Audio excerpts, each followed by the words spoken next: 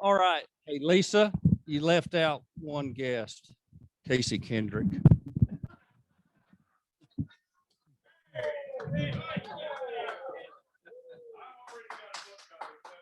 I love that. That's what we miss. That was so cool. Uh, I looked around and I think for the first time in the history of this club, there are more native people from Idabel, Oklahoma in here than Stillwater, Oklahoma. So we finally won one, Courtland. Courtland,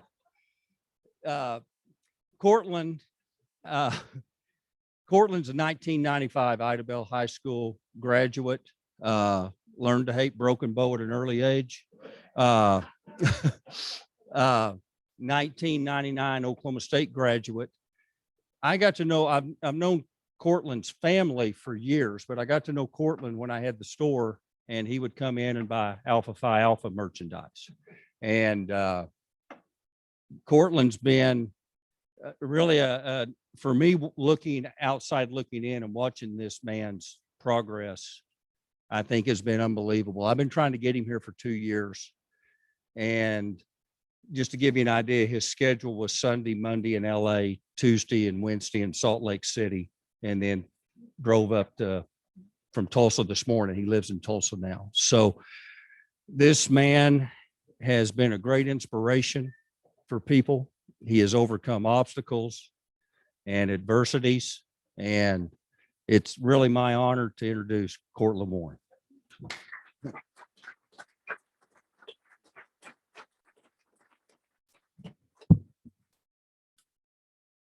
It is with sincere thanks and profound gratitude that I express my appreciation to you, Chris, for the invitation, for the opportunity. It is my view that whenever a person puts their name forward to refer or recommend someone else, that they inherently put their reputation on the line. And so for me, that is not to be taken lightly, and I am humbled by that. To those of you who are distinguished Rotarians, for the difference that by mission and definition are making a difference in your communities, thank you for being here and for the work that you do. I admit ignorance of all of the work Rotary clubs, but in my ignorance, I am also aware that my life has been influenced by Rotarians. My life, my career is that of public speaking, and the first public talk that I gave was, well, outside of my community. You know, in Idabel, Oklahoma, there is an east side and a west side. And as far as I was concerned, all that was good that was happening was on the east side of town. I am not, it's just the reality of what my life experience was. The railroad tracks separated the city. There's the east side and there's the west side. And I was on the west side. It seemed that all that was good that was happening was on the east side of town. I can remember when McDonald's came to town, it was on the east side, of course. Walmart was on the east side. School was on the east side. When mom went to go pay her bills, it was on the east side. It seemed like everything that was possible or everything that was positive was on the east side of town. And for me, it was an experience of there were the haves and the have-nots. And my family, we seemed to be in the have-not line, save, love, and care and support for each other. But as a kid, I wanted to change lines. I wanted to move from the have-not line to the have line. And it seemed like the only way to do that would be to get to the east side of town. I am a speaker by profession now for almost 20 years. And the first public talk that I gave was because a Rotarian came to literally the west side of town and began to invite me to speak. And because he saw something that I didn't recognize in myself. Not only did he encourage me that I had a voice that was worthy of being heard, that I perhaps had some insights that could be shared, he also got me involved in the game of golf. And I remember as a kid when my buddies would go and they would be, walking to the basketball court. It would be a Saturday when Mr. Mashburn was coming to pick me up and take me to Broken Bow or to the Ida Bell Country Club to play golf. And it was through those insights and through those experiences that I began to see something else as being possible than what was my life experience. My encouragement to you all is that if you ever find yourself in a place of judgment for a choice that a person makes, understand that choice is a function of awareness. To truly gauge or judge a choice that a person has made, it would serve you to be aware of what they, or to know what they were aware of as possibilities. Choice is a function of awareness. I attended Oklahoma State University, and my son, who's about to head off to college, I have expressed to him that the most fun time in my life, if there was a period of time in my life that I wish I could go back to, it would be to my college days at Oklahoma State. I ended up at Oklahoma State over the Ivy League Dartmouth College. And the way that happened was because when there was a fellowship at Dartmouth, they had identified me as a person who could perhaps excel in their learning on their institution. Some representatives came down. They had a conversation with the counselor and the principal. They invited my mom in, who was she was the manager of the elementary school cafeteria. And I can still remember her walking in, hairnet and apron. She sits down with these officials from Dartmouth, and they began to kind of go in through like the preface, and Miss Warren, we're so excited and so happy.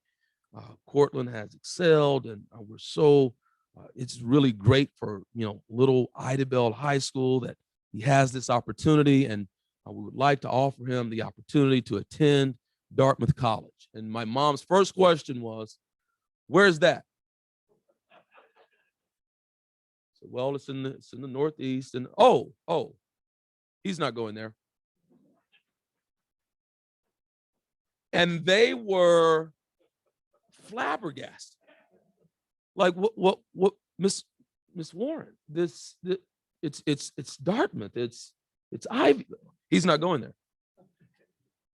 And then with a pause, they're looking at her and like, you have to know my mom to know that when she says it, that's how it is.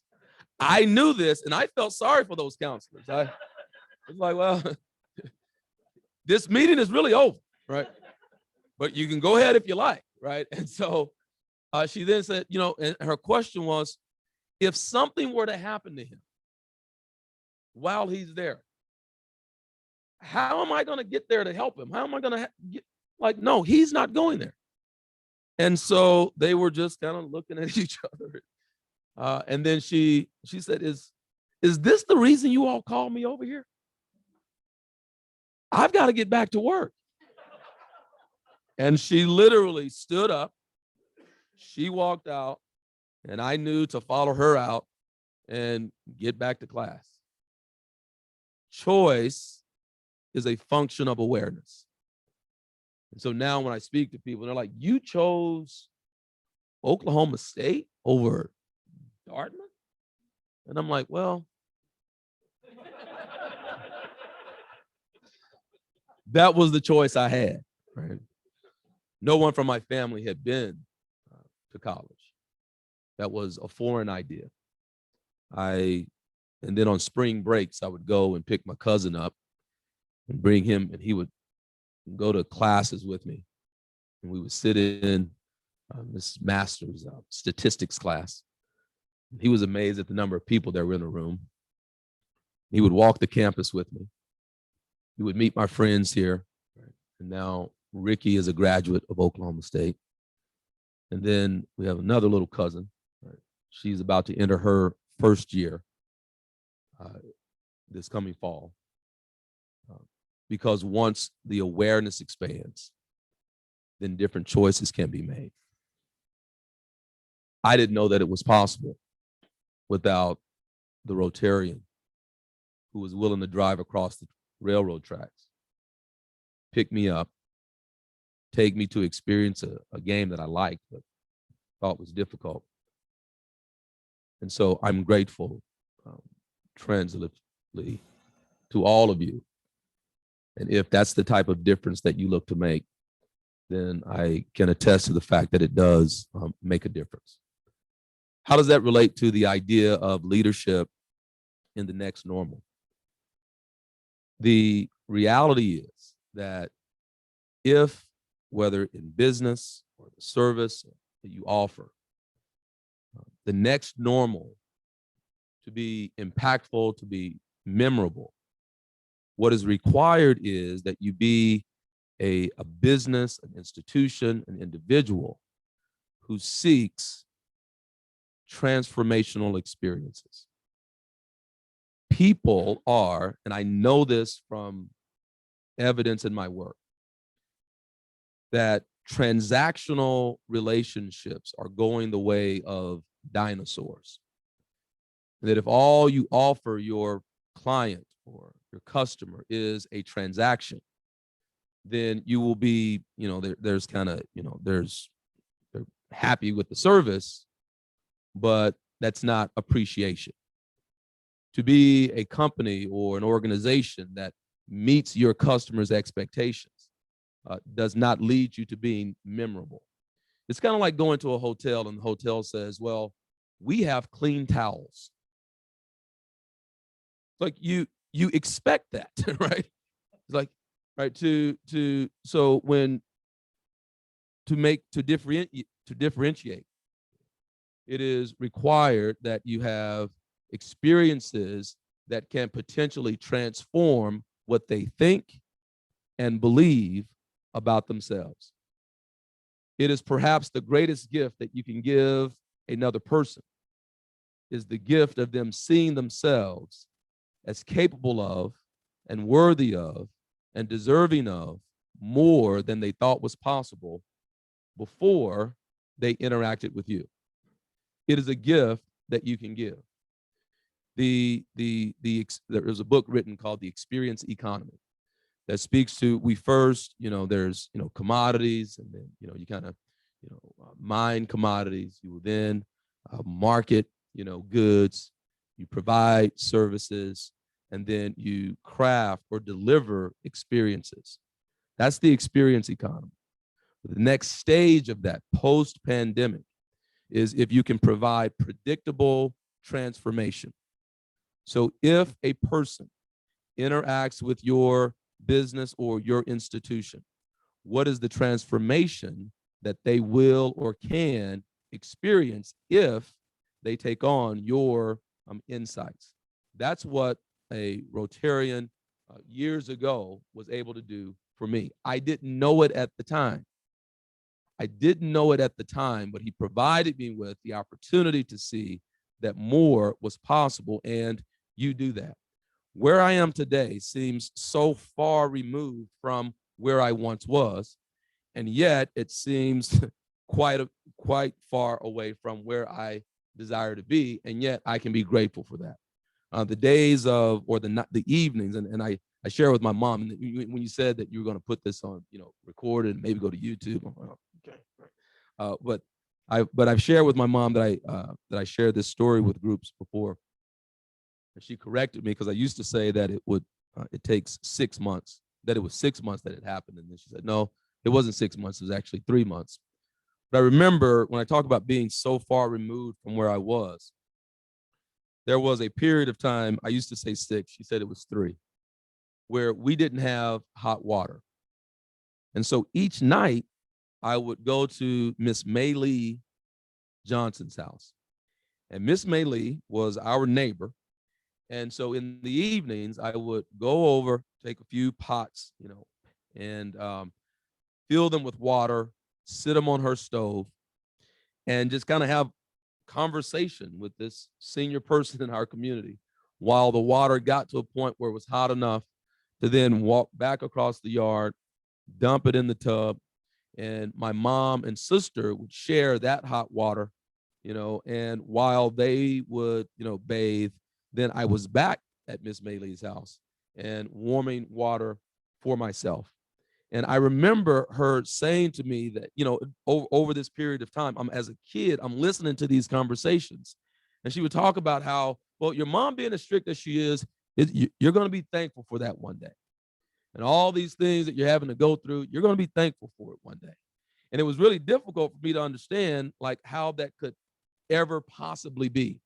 But then, so that, I would warm my water. And by that time, my mom and sister are finished. And then, before the water's, drained out, I got to hurry and wash my clothes and throw them over the door. And hopefully I did that early enough in the evening so that the next morning when it was time to, go to school, they would be dry enough at least to get to the bus. I kind of knew that they would be dry by the time the school day was over. But the experience of that, it has a way of grounding a person. And I get that some of you that may be a foreign idea to you, but I am not ignorant of the fact that for some of you, it's not so far removed. See, in the environment where I grew up, and don't get, but in the environment where I grew up, I thought, because there's always a risk when you invite someone up. But here's what I really thought. I really thought that, well, let me do it this way. I go out now, and I was just in Utah, and I was still at that event. There were over 700 people there. I was the only Black person in the room.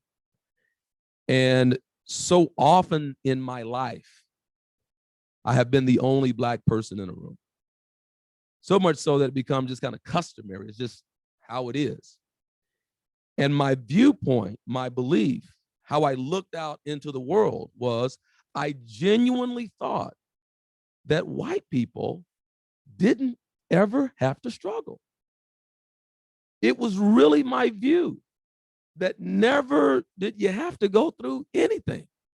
It was, now this is not a slight, you got to understand the consciousness, because if everything that you're experiencing is below the poverty line and it's tough and it's hard and everything that seems possible is over there, then you're going to only identify or see the things that you truly want to have. My viewpoint, my belief was, man, you guys are so lucky. Golly. What it would be like. And so now I've come to a place where I know that no, it's relative. Struggle and challenge is relative. And in order for you, and it is kind of nature has designed it such that if you're going to excel and achieve, then moving through challenge and adversity is necessary. That no one gets exonerated from the struggle. That if you're actually a person of true success, not arrogance and ego, but true success, if you've reached that point, it is because there are things that you've had to go through also. And so it's like now I find myself standing in the middle between Black and white a lot of times, where when I was just at home for family reunion, and it is inevitable when I'm home for family reunion that I will find myself defending the Chris Norrises of the world. That no, it is not true that all white men or all white people see this or like that. And then when I'm out in, say, Utah, I recognize that I represent what is for some people it is anti what they think of when they see someone who looks like me. I'm always kind of in the middle. And what I've come to know is that if you are a person of true influence and a person of character, and you have a way of impacting the world, it is because you have experienced in your own right what is necessary to move through adversity and challenge. And the last point I'll make is this. It is, when I ask, audiences across the country, how many of you have heard of PTSD or post-traumatic stress disorder? 98%, sometimes 100% of the people will raise their hand. I then say, okay, now how many of you have heard of or familiar with post-traumatic growth? And they actually think that I'm just being a slick, speaker who's making up a term. And I'm not, right? Post-traumatic stress disorder, yes. But there's also what's called post-traumatic growth.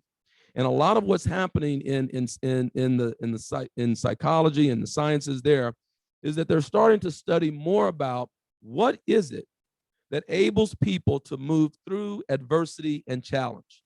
Because there are those people who, when adversity hits them, they don't just get knocked off their feet and lay there for the rest of their lives. They find a way to pick themselves up. And what they've come to start to really study and understand is, are there principles, are there things that you can do to influence a person, to teach a person so that they are one who bounces back from adversity? And it is when you bounce back, you don't just get back to where you were, you go further than you've ever been before. It's very likely that in this room, there are those of you who have had experiences that when you were going through it, it felt like the worst thing that could have ever happened. And now that you're on this side of it, you can look back on it and you see it as like the best thing that ever happened. You hear people say, man, the best thing that ever happened to me was losing my job, because as a result of that, I went, I had the courage. My back was against the wall. I had to go start my business. For some people, the best thing that ever happened was a diagnosis from a doctor where they got serious about taking care of their health, right? I mean, how many of you can relate to what I'm saying right now? Like it's a challenge, it's an adversity that you face, and when you move through it, and it's not just that you get back to where you were, but you go further than you've ever been before. That's post-traumatic growth.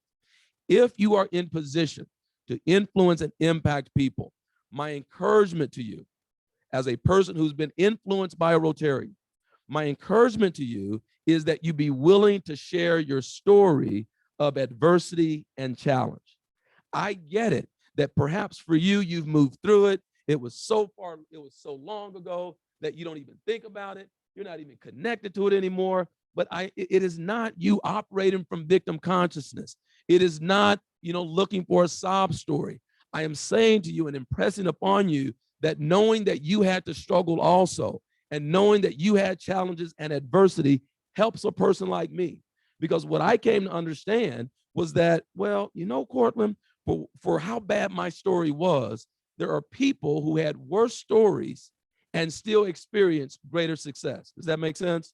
Am I communicating that right? So if you would be willing to share more of your story, more of how you overcame challenge and adversity, it will lead to you impacting more people.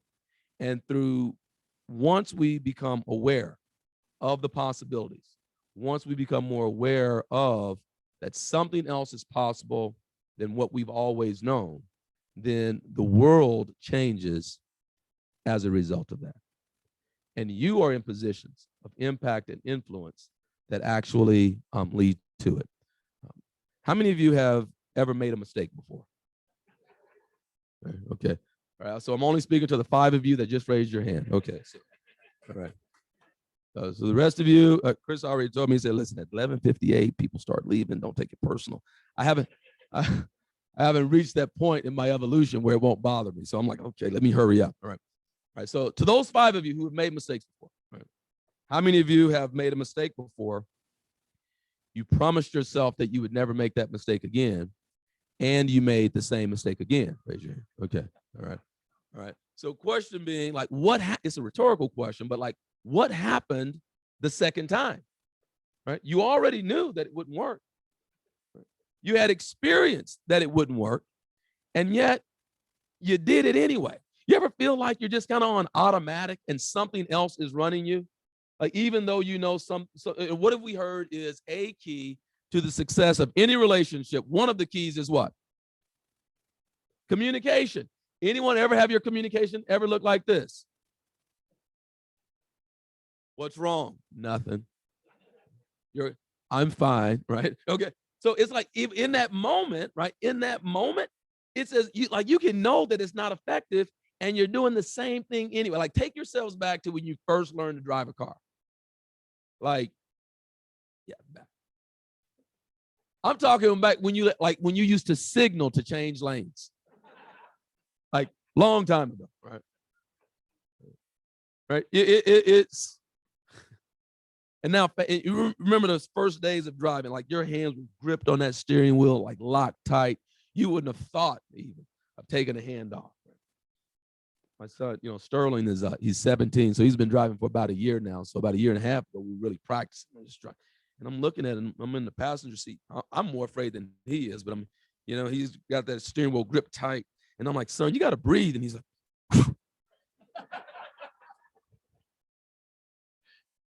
but now fast forward to today.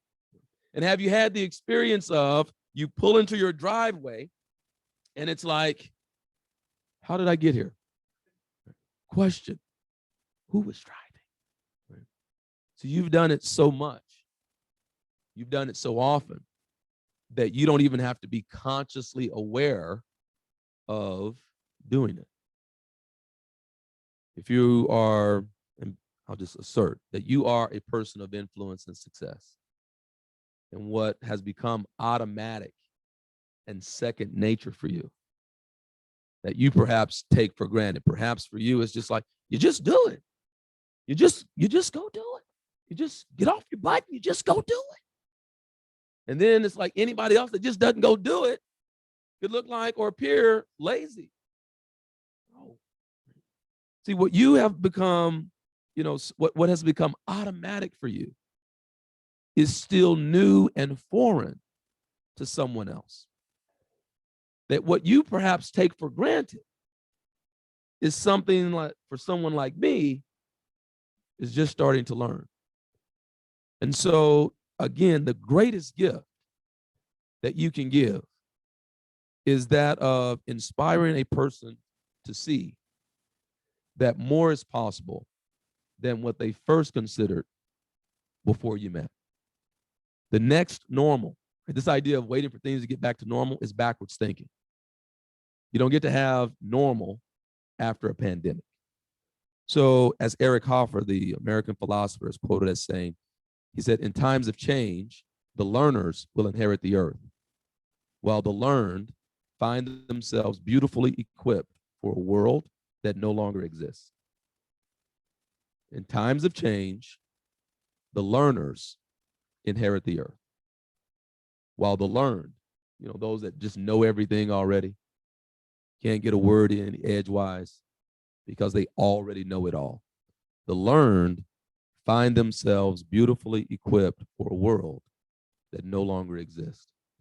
The next normal, those who desire to impact and influence the next kind of age that we become accustomed to, will be those men and women who recognize that emotional intelligence and predictable transformation are what provide legacy.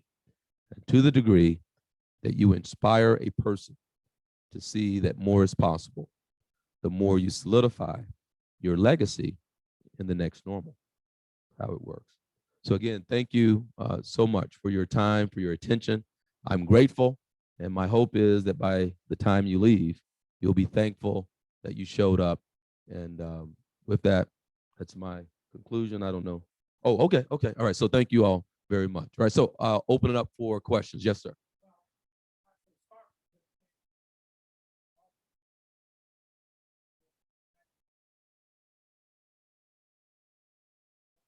Mm-hmm.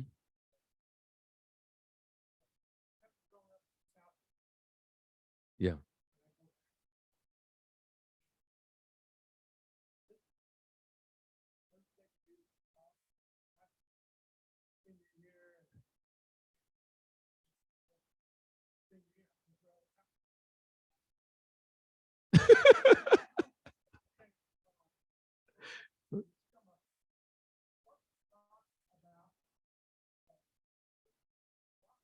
Mhm, mhm.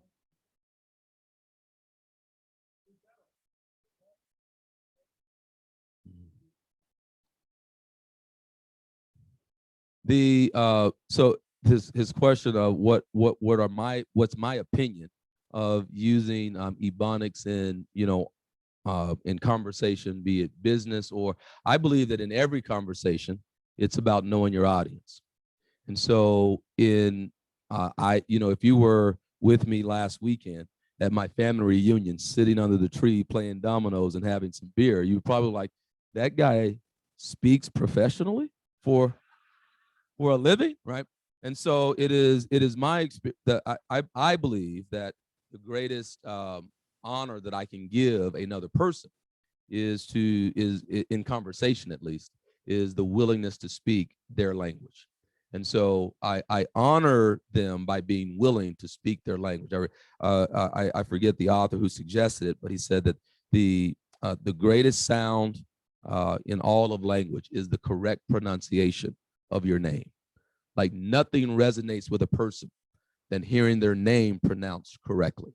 And so whether it be slang or ebonics or whatever, to that individual, I would say, who's my audience? And I have a responsibility in communication. So the meaning of communication is the response I get. So if I start communicating and you're not resonating, then that's on me to adjust, not for you to adjust, right? Because, and so the short answer to your question is, as I was speaking to your president here, I said, well, what would the group like to hear? She said, I'm just gonna. I said, no. So to me, there's nothing more disrespectful than to come and just speak at a group of people without at least getting some understanding of what challenges or frustrations do they have. And so in this environment, I would say absolutely not. Under the tree at my Aunt Glenda's house, you would be weird, right? Not to use at least a little bit. Does that help? Right. So it's environment. It's environment. Yes, sir.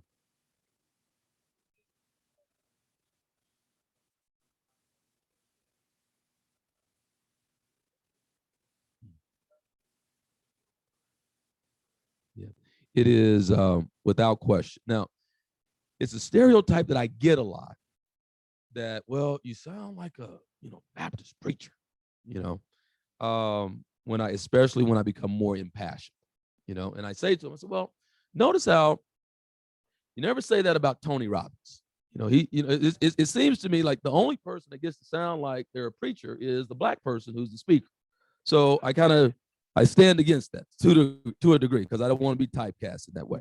That said, the first talks that I gave were in church.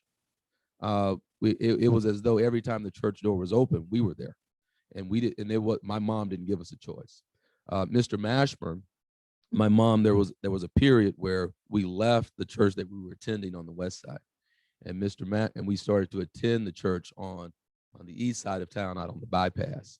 Mr. Mashburn was a deacon at that church, and so a lot of the principles that I share they have a very strong religious undertone, and I'm proud of that. It was that environment that first started to give me some semblance of what was possible. The biggest thing that I had to break through, Frank, and what's your name? The first thing that I really had to do, Mr. Larry, was to start speaking to myself the way I believe God would speak about me. The internal conversations and the dialogue that I would have about myself and who I wasn't consistent with what I found in Scripture. And so what really began to transform my life and world was for me to speak to me the way God would speak, right? And in raising my children, I want to speak to them in the way that God would speak to his children. So for me, it has been a profound influence, and one that I don't shy away from. I don't deny in any way, all right, except for, there are some, and how I grew up in religion, there were some, beliefs around undeservedness and unworthiness that weren't consistent with what God had to say about his children. And so for me, a big transformation occurred when I started to be consistent in how I spoke to myself and what I believed about myself. And so that's how it's influenced me quite a bit. Thank you. Okay. Anyone else? What? Yes, sir.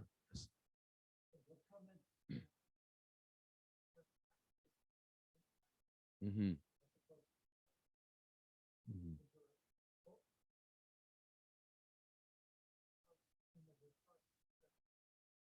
Right on. What subject?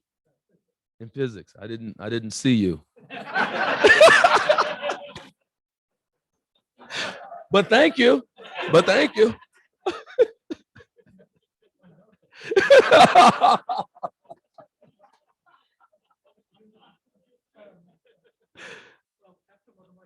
Mm.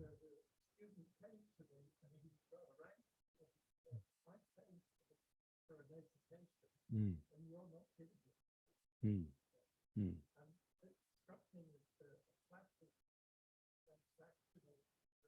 Mhm. Mhm. Yeah. Yeah. Mhm. Mhm.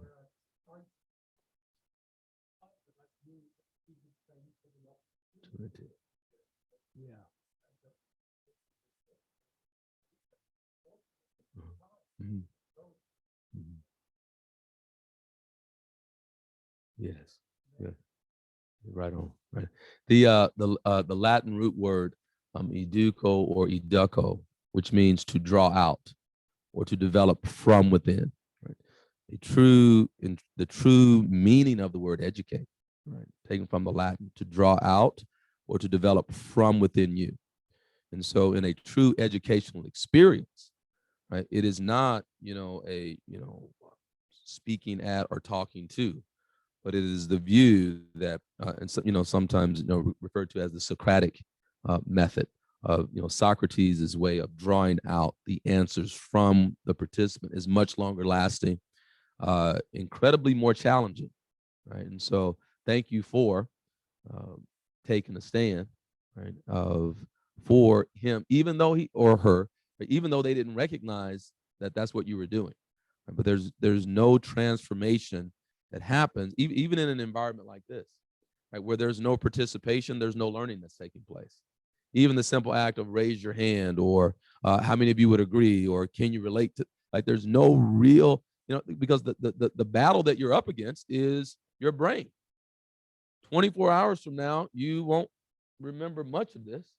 72 hours, you definitely won't remember my name. Next week, you probably won't even remember what I talked about unless you go out and take action on it. Right. And so where that interaction isn't there, then there's no real learning that takes place. So you're absolutely right. Transactional versus transformational. And it's about enabling a person to see that they're capable of more. Right. See, it's now what they didn't understand is that Oklahoma State has professors like you. That was the reason that I chose Oklahoma State over Dartmouth. Yeah, because of you. Now we laugh, but for me, it was the place where I grew up.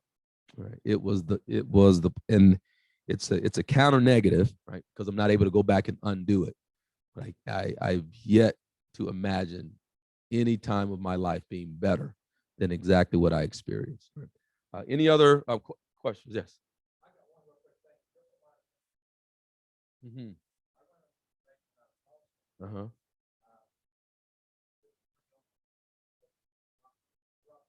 Uh-huh.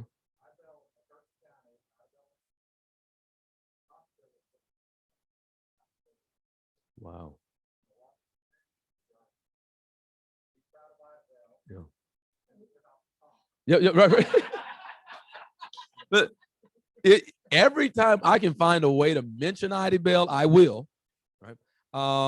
I am, that community of people. I won't call it luck, but because I did work really hard. But there are a lot of people there who have who've said or done something that was of influence to me. Some of them I've had opportunities to thank. The thing about Ida Bell, it only had one elevator that I knew of growing up. There was only one elevator in the entire town, and that was at the hospital. It was 3 floors, and I was a member of the Honor Society, and so we would go to the state conventions in Oklahoma City, and where some of my classmates were just excited to be. I remember being amazed that just how high the elevator, went up. I did a TED talk recently on, I called it an elevated talk on race, where I used the Tulsa race massacre as a backdrop. But I spoke about that, I spoke about Idabel. And so, yeah, I'm proud of it. I'm grateful for it. The Norris name was on the buildings, across town. I didn't know Chris personally growing up. He knew like my uncles, and my uncle Bobby Rayner played football at OSU, and so. But it's still, even though I didn't know you personally, I knew the name, and the fact that you were out of Idabel was evidence to me that it was possible to go do something else than what I, had come to know. Right. And so coming into Chris's university spirit, and just being able to say, oh, he's from Idabel. And people were like, okay, great. Right. Right. But if you're from Oklahoma City or New York, you don't get to claim it. But it was so small that, hey, anything positive coming out of here, we attach ourselves to it. Right. So thank you for that. Thank you for that. All right. Anyone else? Yes.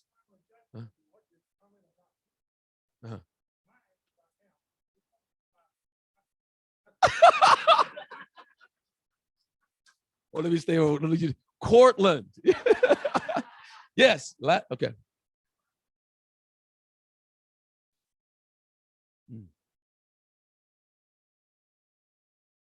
Mm-hmm. Mm-hmm.